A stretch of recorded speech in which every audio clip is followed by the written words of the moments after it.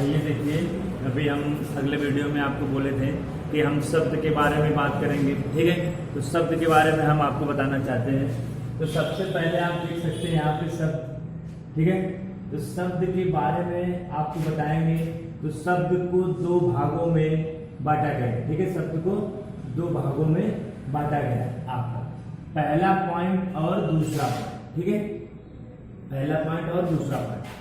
पहला होता है, एक होता है सार्थक शब्द, कहते हैं सार्थक, और एक होता है निरर्थक शब्द, एक होता है निरर्थक शब्द, ठीक है। यानी कि हम कह सकते हैं सार्थक और निरर्थक शब्द। ये सार्थक हो जाएगा और एक हो जाएगा निरर्थक शब्द। और शब्द क्या है, हम आपको एक दिन आपको अगली वीडियो में शब्द क्या है, वर्ड क्या है, अक्षर क्या है, वाक्य क्या है, ये सारी बात हम आपको अगले वीडियो में बता देंगे, ठीक है। कि शब्द क्या है, वर्ड क्या है, अक्षर क्या है, वाक्य क्या होता है, ये सारी बातें हम आपको बता देंगे, ठीक है। हम आज बात करेंगे शब्द में सार्थक और निरर्थक की। तो सार्थक शब्द हो गया एक और निरर्थक शब्द हो गया दो, ठीक है। यानी कि शब्दों का वर्गीकरण दो भागों में किया गया है, जिसका नाम है सार्थक शब्द और निरर्थक शब्द। सार्थक शब्द का वर्गीकरण किया जाएगा। तो सार्थक शब्द के अंतर्गत आता है बनावट के आधार पे शब्द के भेद। किसके आधार पे? बनावट के आधार पर शब्द के भेद। तो बनावट के आधार पे जो शब्द के भेद होते हैं, देखिए बनावट के आधार पे जो शब्द के भेद होते हैं दोस्तों, ठीक है। बनावट के आधार पे जो शब्द के भेद होते हैं वो कितने होते हैं? तीन। कौन कौन? आइए हम देखते हैं, 1 2 3। आपका एक होता है रूढ़ि शब्द, रूढ़ि शब्द के नाम से जानते हैं, इसको रूढ़ शब्द भी कहा जाता है। और होता है एक यौगिक, ये होता है यौगिक, ठीक है। और तीसरा होता है योग रूढ़, ठीक है। आपका बनावट के आधार पे शब्द के कुल कितने भेद होते हैं? 3 भेद होते हैं। कौन कौन? रूढ़ या रूढ़ि, यौगिक और योग रूढ़ से, ठीक है। अब हम बात करेंगे कि रूढ़ शब्द क्या होते हैं, योग रूढ़ शब्द क्या होते हैं, यौगिक क्या होते हैं, ठीक है। सार्थक क्या होता है, निरर्थक क्या होता है, एक एक पॉइंट को हम लेंगे, फिर हल करेंगे। सबसे पहले हमको सार्थक और निरर्थक के अंतर्गत कितने वाक्य शब्द आ रहे हैं, हम सिर्फ उससे आपको परिचय करा रहे हैं, ठीक है। तो हम बात करते हैं रूढ़ और यौगिक, योग रूढ़। ये किसके आधार से है? ये बनावट के आधार पे शब्द के भेद होते हैं, ठीक है। इसी के अंतर्गत यानी कि सार्थक और निरर्थक के अंतर्गत आते हैं दूसरा पॉइंट, यानी कि किसका आता है? सार्थक का ही आता है। किसके आधार पर बनेगा? उत्पत्ति के आधार पे शब्द के भेद। अब किसके आधार पे होगा? उत्पत्ति के आधार पे शब्द के भेद। तो उत्पत्ति के आधार पे शब्द के मित्र 4 भेद होते हैं, ठीक है। कितने भेद होते हैं?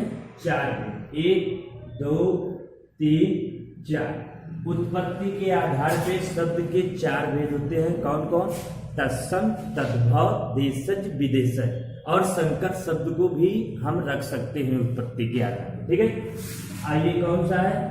तत्सम शब्द होता है, और एक होता है तद्भव होता है, और आपका एक होता है देशज शब्द होता है, जिसको हम देशी के नाम से जानते हैं, और एक होता है विदेशी शब्द या विदेशज शब्द के नाम से भी हम इसको जानते हैं, ठीक है।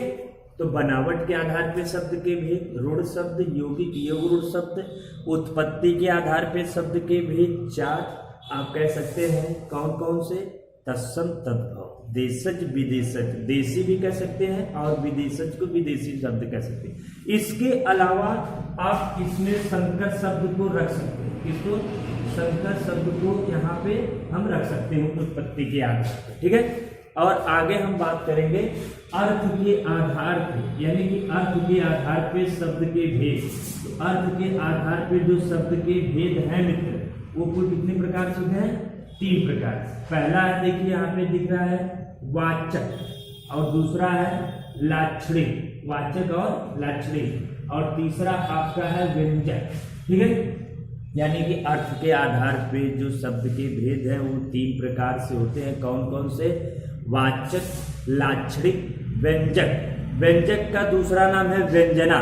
वाचक और लाक्षणिक को हम कहते हैं अभिधा भी कह सकते हैं। ठीक है दोस्तों, आगे हम बात करते हैं। बात होगी सार्थक में ही पूछा जाता है। सार्थक में विकारी, यानी कि विकार के आधार पे, विकार के आधार पर शब्द के भेद। तो विकार के आधार पे जो शब्द के भेद होते हैं वो कुल कितने होते हैं मित्र?